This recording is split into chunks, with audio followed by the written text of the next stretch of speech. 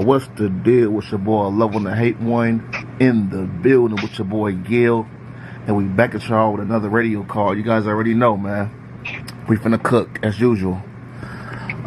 You know, this whole David Benavidez and Bivol situation is kind of mind-boggling to me.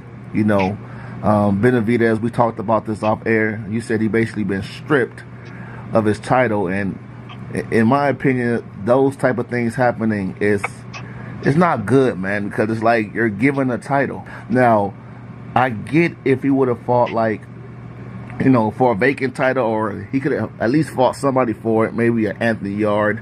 Shit, I don't even give a fuck if it was a Morrell rematch for the damn title. But it's just crazy to me, man, and I feel like it's just politics at the end of the day, you know. And not only that, Benavidez has power right now in the light heavyweight division. And so, man, it's a lot of fights that we probably thought, well, a lot of people thought that wasn't going to happen, that looked like it can happen because Benavidez has that title, you know. And we finna see Benavidez in there, in my opinion, eventually with, I think, Canelo, maybe, Benavidez, Bivol. But you was talking about that situation earlier, and I just want you to basically break it down on what you were saying. Honestly, I think Benavidez now can say that he can bring something to the table and make a fight with Canelo, because Canelo, he really wants to fight with Bivol, right? So if he beats Benavidez, that would set up that fight with Bivol to become undisputed. So it's like tailor-made, bro. Everything is falling into place for it to happen. It's kind of crazy. And like you said, there's a lot of fights that can be made now for Benavidez. And here's the interesting part for me is, how long could he keep the title for? Yeah. Is there anybody out there that you could see could beat him? Honestly, at that weight, it's kind of difficult because of the way he fights. He fights with combinations, and his best defense is his offense. So it's hard for other guys to kind of go at him. Yeah. But if you have the right timing and the right movement, you could catch him with counters. So it's a matter of studying him and kind of going at him in different ways to kind of catch him off guard and go after him that way and beat him. So it's going to be interesting to see how they go about him fighting and keeping the title. Because right now, like you said, they could call him a paper champion because he hasn't really fought anybody. He is. Yeah, he is a paper champion. I mean, he did fight David Morrell, but you could argue Morrell was green. Like, people got to understand that. The man only had 13 fights. And we all know. Wasn't it 11? That's even worse. I think he was 11 or 12. One of those. And then, what's his name? You fought the older guy, Sergey. I forget his last name. Vosdick. And, you know, you was winning the early rounds, but he was kind of getting on your case at the end of that fight. So basically what I'm saying is, and remember that Vosdick was coming out of retirement for that fight, basically. Yeah. So, but you made a good point earlier when you said that Benavidez, he do got a hard style to beat. Not a hard style to beat, but it's very fan friendly. Like, and you damn near got to stop Benavidez to beat him, because with that style, even when he's missing, he's looking like he's catching with everything, and he's so quick with it too. So I definitely get what you mean by that. But I can't even lie, man. To be fair to Benavidez, you know, even though he's basically a paper champ, like you just said, I can't lie, man. Shit, it gives him power. He got some power now. Like, and he might be able to get any fight he want at 175, including Canelo, if Canelo decides to go up to 175, which I do feel like Canelo is gonna do. And it's gonna be on and popping. Go ahead.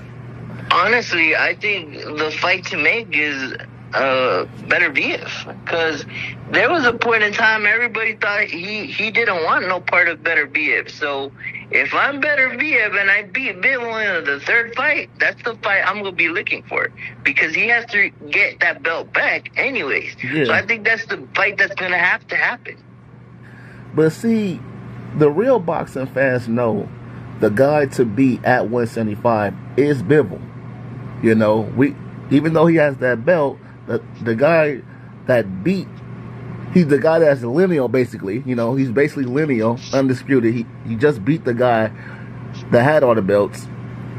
And I feel like that could play a factor to maybe a trilogy, and maybe Benavidez could fight the winner of that fight, you know.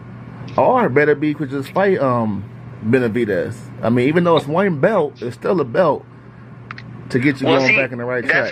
That's why Bivol got stripped, because he wants that better be a trilogy fight.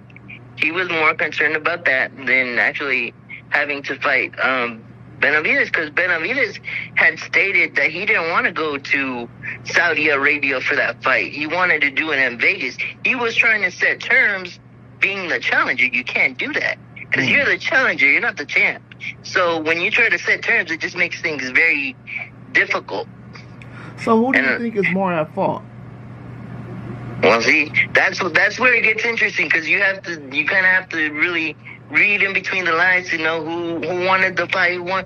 But because you gotta say also that Bivol doesn't mind that title getting stripped, because there was sanctions on Russian fighters with that organization too. So maybe that's why he didn't mind getting stripped from that title. That's deep. And then plus we don't know like the full truth. But I don't know. I think both guys got to play a little accountability, you know, or take a little accountability for it. But I don't know. That's the way I look at it too, because it takes two to tango, right? Exactly. And if they didn't want to do the fight, then they pay him step aside money. If he didn't want to take, you know, and you want to say, well, he ducked you, then you force him to get stripped, and he got his title. So now it's a matter of how long can he keep that title. Right. And that's where it's going to get interesting for Benavidez. Right, man. I think, but you know what? I think it's going to be interesting, period. You know, what's going to happen. And, we're going to see Benavidez in there with some real fighters, being that he had that title. That he has that title, I mean. Let's remember that Canelo said, he goes, what does he bring to the table? Now he can't say that. That's because true. Now he has a belt. So now he can ask for that fight, and it could get made, because Canelo wants that 175 belt. So it's interesting to me. It is interesting to me too, man. Oh, it's gonna turn up at 175. But yeah, but that's really my thoughts on it. Like, what about you? Any more final thoughts? Nah, mine too, bro. Because it is an exciting fight, but all the fights that can be made, that's what makes it fun, because you're having to think about it, and you're thinking, okay, he could do this. Canelo's almost at the end of his career, so is he gonna fight him, or is he not gonna fight him? So that's what makes it interesting. Yeah, hell yeah.